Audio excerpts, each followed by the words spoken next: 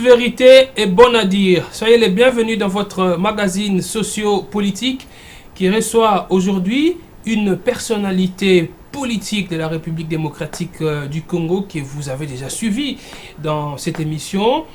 Noël Tchani Modianvita, il revient encore aujourd'hui pour nous entretenir, pour nous dire des vérités en ce qui concerne des sujets économico-financiers en République démocratique du Congo. Bonsoir et soyez les bienvenus. Bonsoir, merci de me recevoir ici. Alors Noël Tchani Modianvita, est-ce que vous acceptez de nous dire la vérité, toute la vérité et rien que la vérité? Mais bien sûr que oui. Alors, je voudrais qu'on commence par ces sujets qui défraient la chronique. La loi des finances exercice 2020. On appelle budget de l'État, exercice 2020 pour nous qui ne maîtrisons pas très bien l'économie. On s'attendait à un budget, en tout cas, de plus ou moins 15 milliards de dollars, quand on tient compte des promesses faites par l'actuel président de la République quand il était en campagne électorale. Il a promis un budget de 86 milliards en 5 ans. Mais on nous présente un budget de 7 milliards. Beaucoup de personnes se posent des questions. Est-ce que c'est un budget réaliste? Le président étant venu au pouvoir, il a rencontré des réalités qu'il ne connaissait pas en étant à l'opposition. Ou est-ce que c'est un budget qui n'aidera pas le pays à se relever? Quel est votre point de vue d'économiste?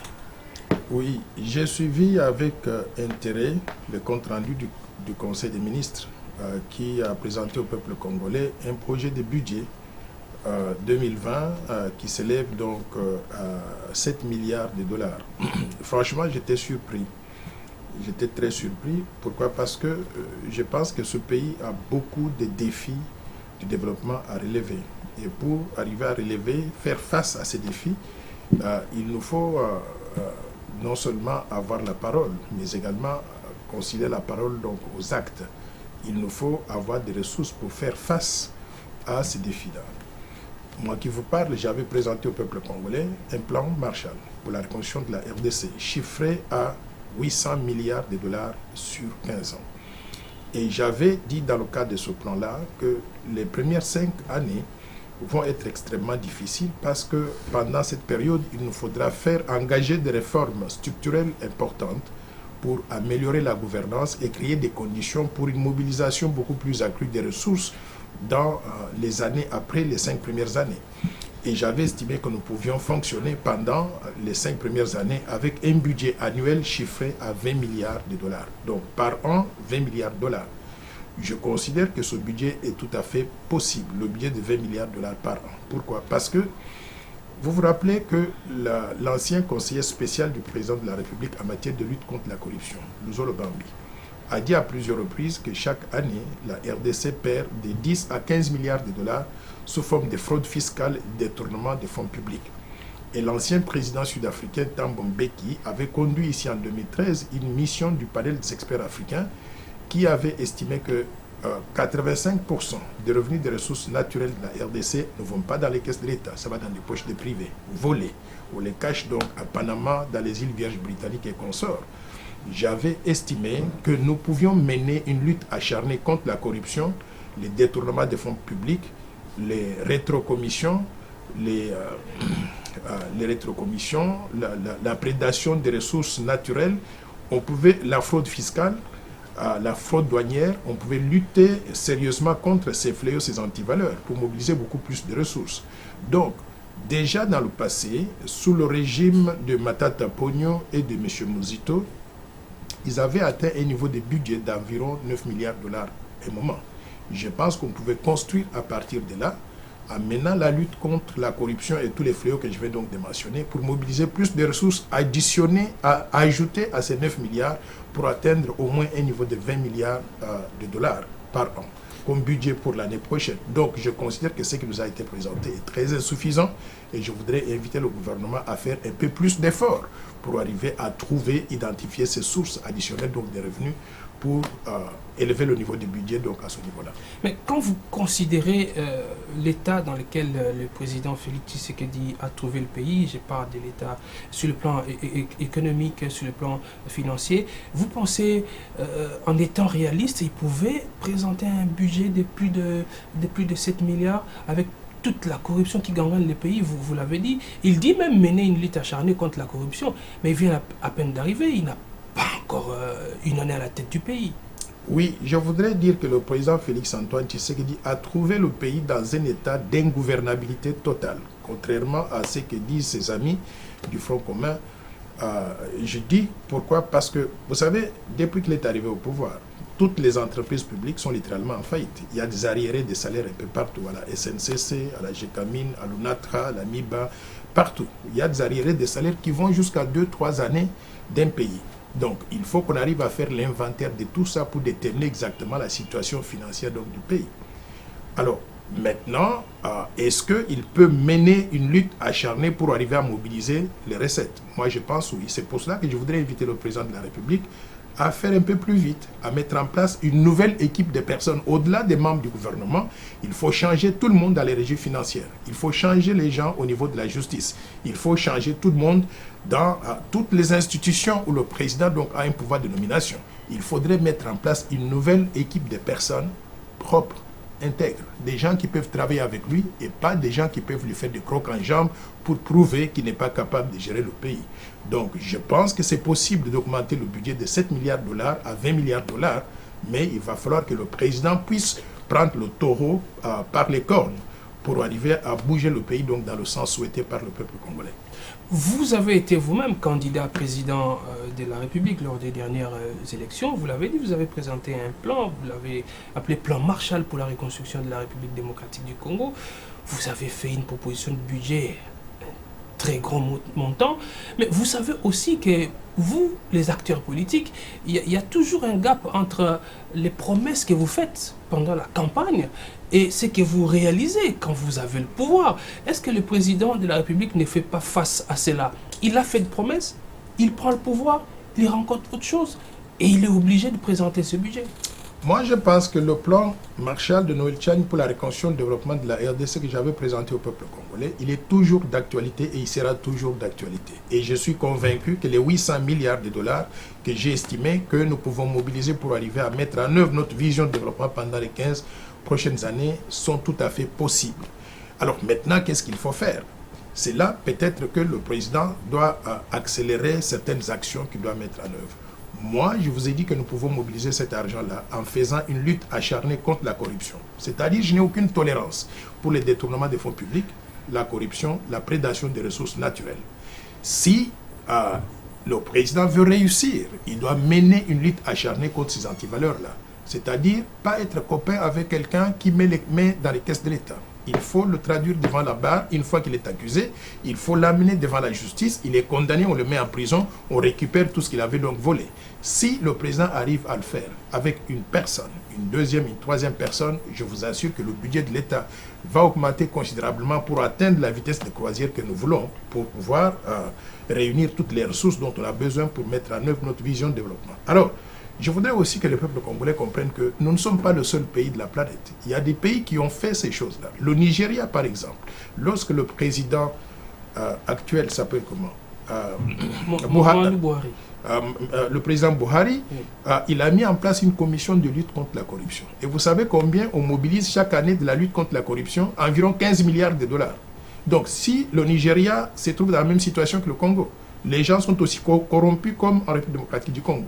Si on arrive à faire la même chose en République démocratique du Congo et qu'on est sérieux dans la lutte contre la corruption et qu'on fait respecter les lois de la République comme il se doit et qu'on utilise les prisons pour pouvoir encercler tous ceux qui sont donc trouvés coupables de corruption ou de détournement des fonds publics, je vous assure qu'après simplement un effet de démonstration d'une personne ou deux, tout le monde va se mettre au garde-vous et l'argent va entrer dans la caisse de l'État. Donc j'invite le chef de l'État à pouvoir prendre cette question-là avec beaucoup de sérieux pour que nous puissions nous mettre au travail et mobiliser les ressources pour développer le pays. Vous dites lutter sérieusement contre la corruption, mais le président dit qu'il lutte sérieusement contre la corruption. Vous ne croyez pas encore à cela? Est-ce que vous avez l'impression que le discours que le président tient par rapport à la lutte contre la corruption, c'est pas ce qui est vécu sur le terrain? Les Congolais veulent voir des actes concrets.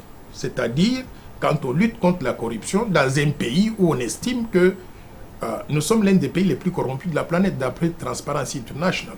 On devait avoir des gens accusés tous les jours, amenés au tribunal, jugés, condamnés, pour que nous puissions voir qu'il y a une lutte sérieuse contre la corruption. Je voudrais demander au chef de l'État, par exemple, de recevoir le Zolo Gambi et de prendre de lui tous les dossiers qu'il avait déjà accumulés sur les enquêtes qu'il avait menées. Parce que c'est lui qui nous a dit que chaque année, la RDC perd de 10 à 15 milliards de dollars. C'est qu'il a identifié les corrompus, il a identifié les corrupteurs. Qu'on prenne ces dossiers-là et qu'on amène ces personnes au tribunal, qu'on les juge en direct à la télévision et qu'on les mette à Makala. Après simplement une personne ou deux, je vous assure qu'il y aura beaucoup d'argent qui pourra entrer dans les caisses de l'État. Je voudrais aussi que le chef de l'État puisse regarder les régies financières. Ce qui se passe dans les régies financières est connu de tout le monde. Ces régies sont littéralement privatisées.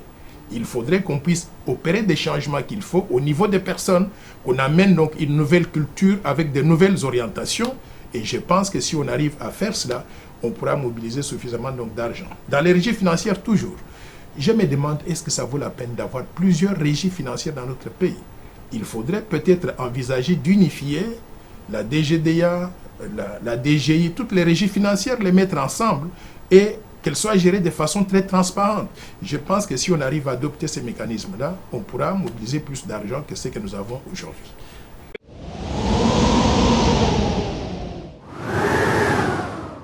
Lutte contre la corruption, il y a cette affaire qui défraie la chronique jusqu'à présent, l'affaire 15 millions de dollars qu'on ne voit plus, qui aurait été détournée selon certaines personnes.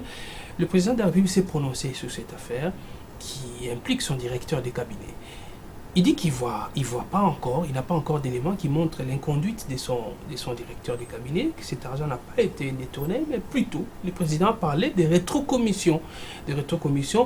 Il dit qu'il combat aussi les rétrocommissions, mais les gens ont eu l'impression que le président cherchait un peu à couvrir son directeur de cabinet. Mais je voudrais obtenir de vous votre point de vue. Vous avez travaillé dans des institutions de Bretton Woods, vous avez travaillé dans des institutions financières internationales. Ces mots de rétrocommission, vous avez déjà eu à faire face à cela?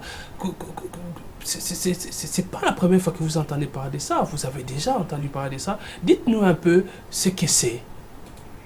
Oui, j'ai suivi avec intérêt la déclaration du président de la République. Je pense que les gens n'ont pas très bien compris ce que le président voulait dire. Oui. Moi, je l'ai suivi du début jusqu'à la fin, parce que parfois les gens ont tendance à entendre une phrase et ne pas suivre le reste.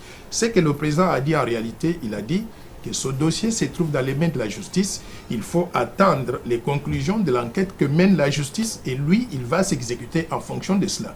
Si on trouve qu'il y a eu quelque chose de pas très catholique qui a été fait, il faudra punir donc les personnes impliquées. Je crois que c'est ça que le président donc a voulu dire. Vous savez, quand on est président de la République et qu'on travaille avec des gens, il faut savoir gérer le langage aussi. Et je crois qu'il a utilisé peut-être un langage que les gens n'ont pas compris comme il se doit. Donc moi, personnellement, je pense que c'est une question très sérieuse. Il y a eu des allégations très graves et il faudrait que la justice qui a été saisie par l'Inspection générale des finances fasse son travail et nous présente publiquement les conclusions de cette enquête-là. Et en fonction de cela, je crois que le président sera mis devant, pas un fait accompli, mais il sera mis en position d'utiliser des éléments concrets pour punir ou pour laver tout le monde, mais en utilisant donc des éléments qui seront présentés par la justice. Pour cela, il faut que la justice soit indépendante et je pense qu'elle est aujourd'hui, donc dans ce cas précis, il faut qu'elle fasse son travail et le peuple congolais a intérêt à savoir.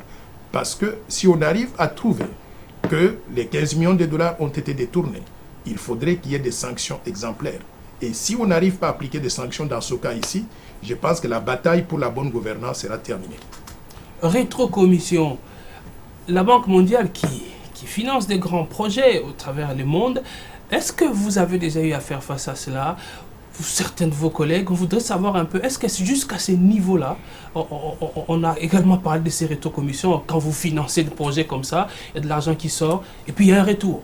Je voudrais que les gens sachent que Noël Tchani, que vous voyez, n'a jamais été impliqué dans un cas de corruption. Je n'ai jamais été corrompu et je n'ai jamais été impliqué donc, dans un cas de rétrocommission et consorts.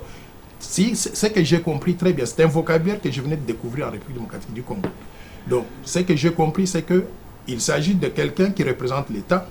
En discutant avec l'État, il s'entend que l'État va payer un certain montant et que sur ce montant, il y aura un certain pourcentage qui lui sera reversé. À mon avis, c'est très clair, c'est un détournement de fonds publics. Quand on négocie au nom de l'État, et qu'on vous reverse, vous qui avez représenté donc l'État, il y a conflit d'intérêts. Cet argent, au lieu que ça vienne dans vos caisses personnelles, dans votre compte personnel, doit aller au trésor public. C'est ça ma compréhension. Et j'espère que c'est ça que la justice congolaise va trouver et conclure. Et si on arrive à conclure de cette façon-là, il faudrait qu'il y ait des sanctions exemplaires. Mais il ne faut pas personnaliser les débats. Il faut laisser la justice faire son travail, conclure, et qu'on utilise ce cas-là comme un moyen de pouvoir éduquer toute la population, parce que tout le monde a besoin de savoir que le Congo a tourné la page de la mauvaise gouvernance à la bonne gouvernance, des corruptions, des rétrocommissions à une gouvernance donc très transparente qui pourrait permettre à l'État de mobiliser des ressources publiques pour financer le développement.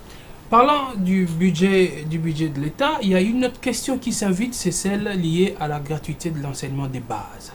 Les experts ont affirmé qu'il faut au moins, en tout cas plus de 2 milliards de dollars ou près de 3 milliards de dollars l'an pour financer cette gratuité de l'enseignement des bases. On a un budget de 7 milliards. Comment voyez-vous l'issue de cette affaire? Il y a déjà des grèves un peu partout.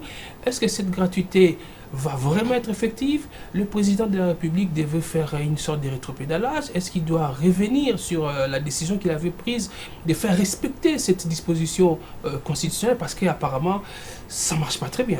Vous savez, je vous ai dit tout à l'heure que j'avais présenté au peuple congolais le plan Marshall de Noël Tchani pour la reconstruction et le développement de la RDC. Dans ce plan, dans le programme qui porte sur le développement des ressources humaines, où il fallait investir dans l'éducation et la santé, j'avais justement proposé la gratuité de l'enseignement. Mais la gratuité de l'enseignement, pas simplement limitée au primaire, mais j'ai ajouté le secondaire et même donné des bourses d'études au niveau universitaire. Et c'est pour cela que j'avais estimé que pour faire ces choses-là, non seulement ce programme, mais d'autres programmes du plan Marshall, il fallait mobiliser beaucoup de ressources. C'est pour ça que j'avais estimé que 800 milliards de dollars sur 15 ans seraient des ressources suffisantes pour arriver à mettre en œuvre toute notre vision de développement.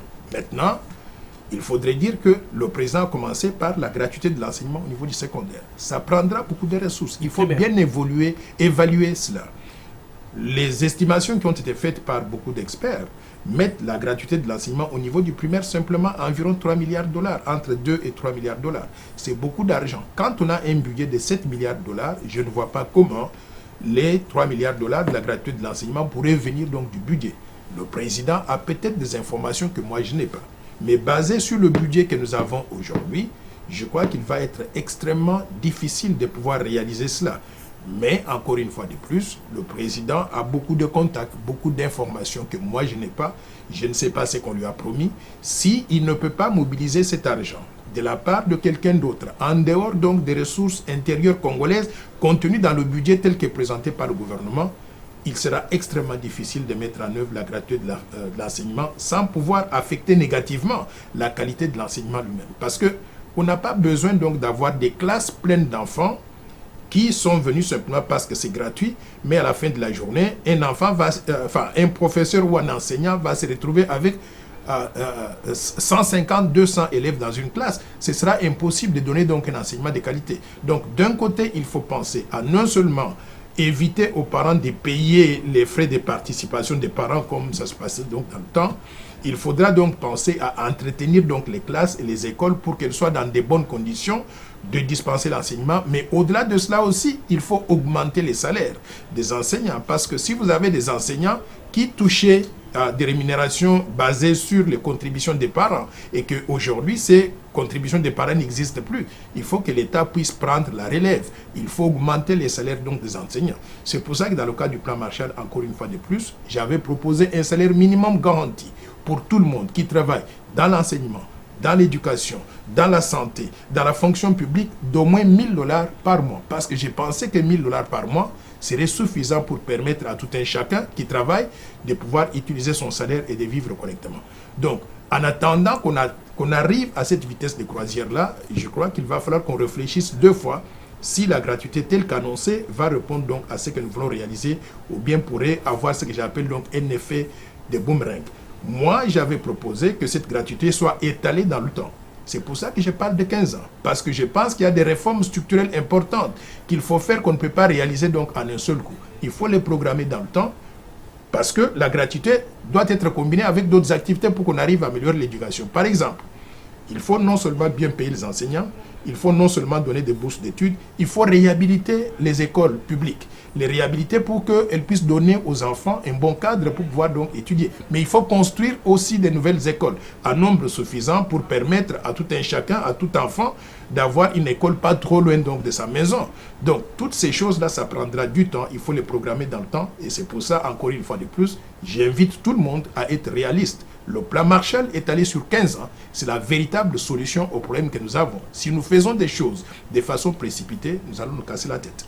Justement, dites-nous un peu, est-ce qu'il est possible pour, par exemple, la Banque mondiale de financer quelque chose qui n'est pas, qui ne se trouve pas, qui n'est pas prise en charge dans le budget de l'État? Parlons de cette gratuité, parce que ça prend pratiquement la moitié du budget que nous avons maintenant.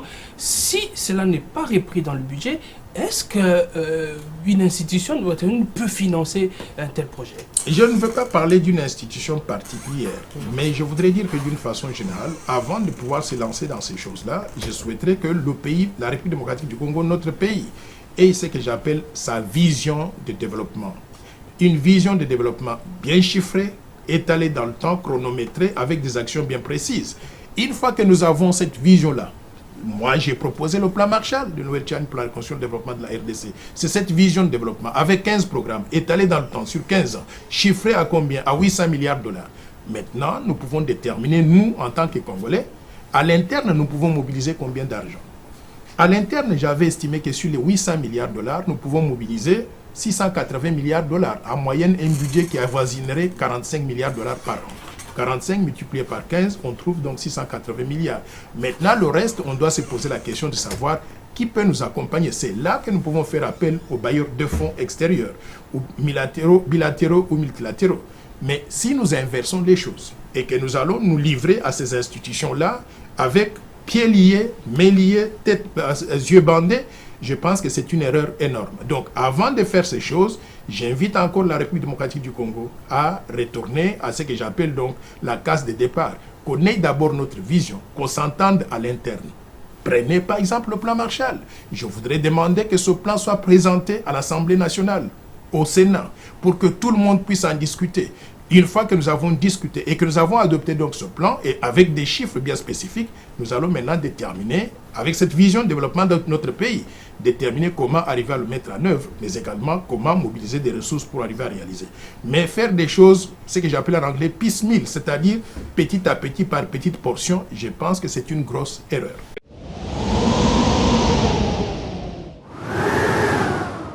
Pourquoi Noël Tchani Modian Vita revient souvent sur son plan Marshall? Ils disent, mais les élections, c'est déjà fini. C'était un plan présenté lors des élections. Pourquoi vous y revenez toujours? Avez-vous mal digéré votre défaite lors des élections? Pourquoi non, pas du tout. Je voudrais rappeler aux gens quelque chose. C'est que le plan Marshall, ce n'est pas quelque chose que j'ai inventé simplement pour les élections. Je vous invite tous à aller sur Google. Mettez plan Marshall, Noël Tchani, Jeune Afrique. Vous allez voir que le premier article que j'ai publié sur ce plan, je l'ai publié en 2003, en 2004. Et je n'ai pas abandonné depuis 2003-2004. Vous savez, un prophète est souvent mal compris ou bien on le comprend en retard. Je suis convaincu que ce plan constitue la vision de développement qu'il faut pour développer la République démocratique du Congo. Sortir du statut de pays sous-développé, devenir pays émergent à l'espace de 15 ans. Et je peux dire, sur les 92 700 000 Congolais que nous sommes, je suis peut-être l'une des rares personnes à avoir vécu le développement, accompagné plusieurs pays dans le développement. J'ai travaillé sur 85 pays. Donc je connais peut-être mieux que beaucoup de personnes qui parlent du développement, mais qui ne savent pas exactement comment il faut l'organiser. Parce que j'ai cet avantage-là, j'ai préparé ce plan, je vais continuer à en faire la promotion jusqu'à ce qu'il soit adopté, il soit mis en œuvre au niveau de la République démocratique du Congo pour aider mon pays, pour aider donc mon peuple. Donc ça n'a rien à voir avec les élections. Les élections, c'était un temps de passage. Mais je vais continuer à promouvoir ce plan.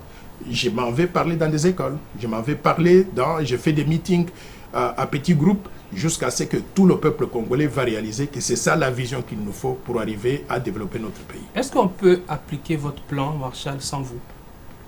Mais si les gens comprennent ce qu'il faut faire, sans moi, oui. Mais je pense que c'est toujours mieux d'avoir le professeur qui a écrit le livre, enseigner les enseignants, les élèves, plutôt que de prendre quelqu'un qui ne connaît pas donc le plan, lui donner donc un livre, il comprendra peut-être 10% de ce que l'auteur principal avait. Vous savez, dans mon plan, ce qui est intéressant, c'est quoi? C'est que sur chaque mot que vous allez voir, il y a 10 000 mots qui ne paraissent pas dans le livre. Dans tout ce que je fais là, il y a beaucoup de choses qui ne sont pas dans le plan, mais qui font partie de ce que j'appelle une expérience vécue personnellement. Et ça manquerait à toute personne qui prendrait le plan, qui tenterait donc de le mettre en œuvre. Mais s'ils peuvent le faire, ce serait très bien dans les traits du peuple congolais et de mon pays aussi. Mais on a actuellement un gouvernement qui a été nommé.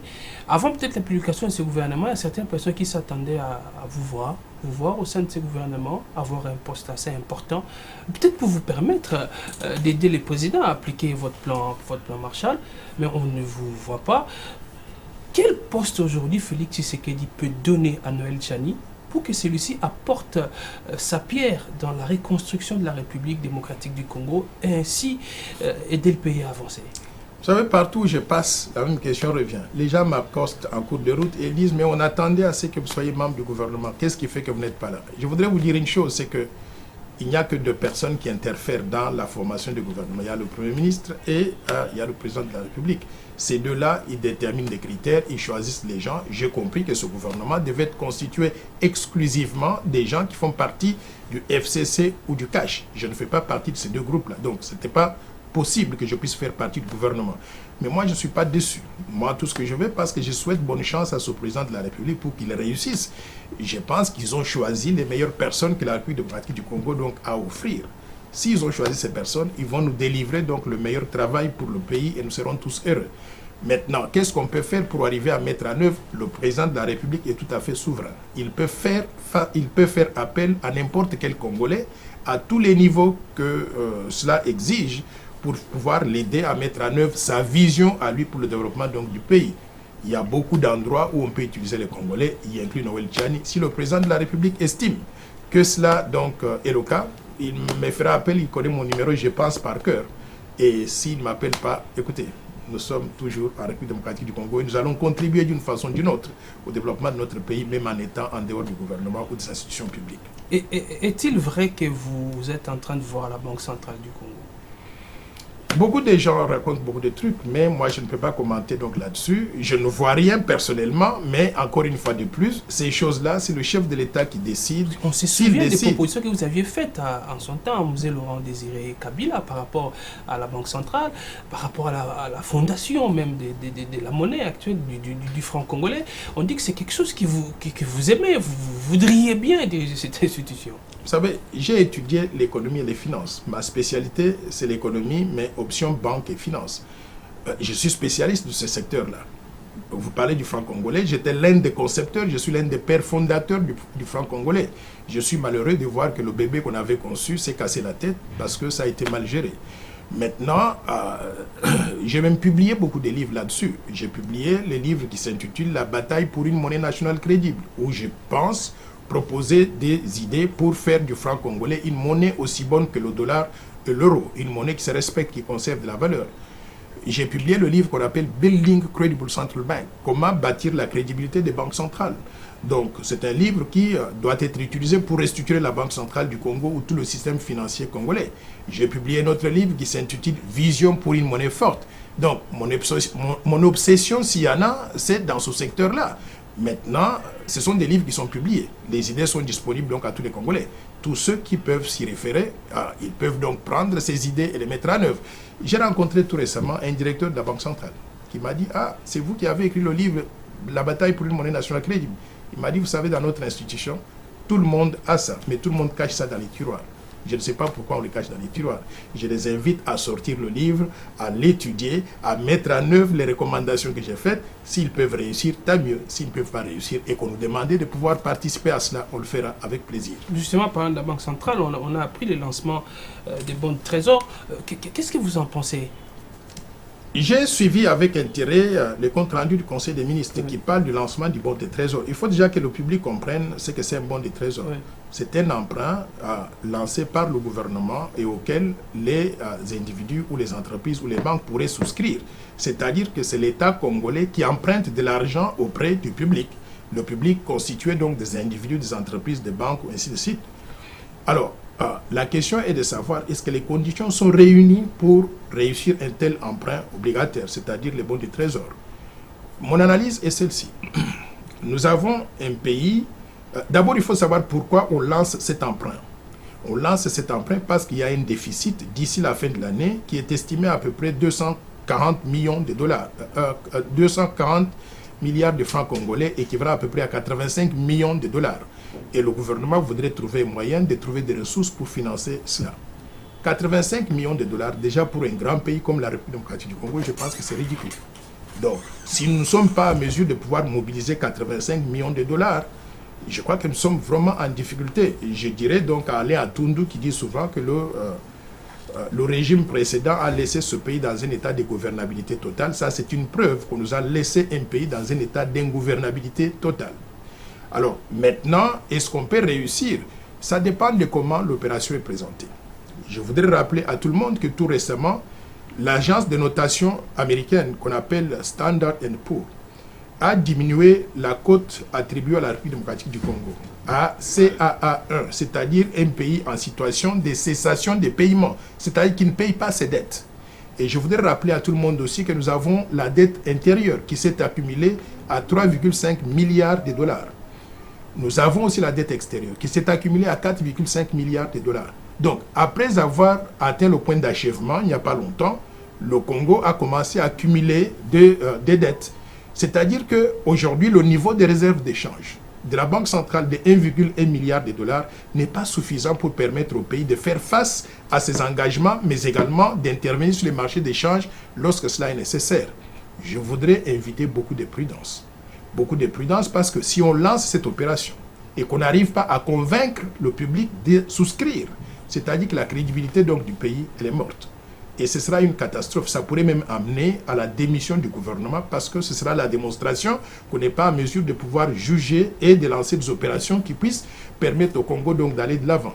Donc, je souhaite bonne chance à ceux qui font cette opération, mais je dirais simplement qu'il faut être extrêmement prudent parce que, à mon avis, les conditions ne sont pas réussies pour arriver à... ne sont pas réunies, je veux dire, pour arriver à ce que l'État congolais emprunte de l'argent sur les marchés de façon réussie, comme cela se passe donc à travers donc, le monde.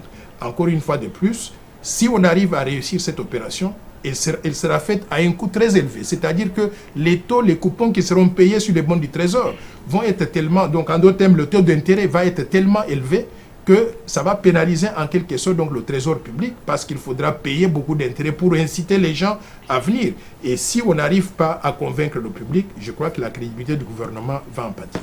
Merci beaucoup, Noël Tchani Modian-Vita, d'avoir répondu à nos questions. C'est à moi de vous remercier une fois de plus, de me recevoir toujours donc à RTGA. Et je suis très heureux de venir ici, de partager avec vous le peu que je connais. Alors, estimez-vous que Noël Tchani Modian-Vita a dit la vérité, toute la vérité et rien que la vérité? Si oui, faites-le nous savoir. Sinon, faites-le nous savoir également. Nous lui ferons parvenir vos réactions. Merci à vous de nous avoir suivis. On se retrouve très prochainement pour un autre numéro.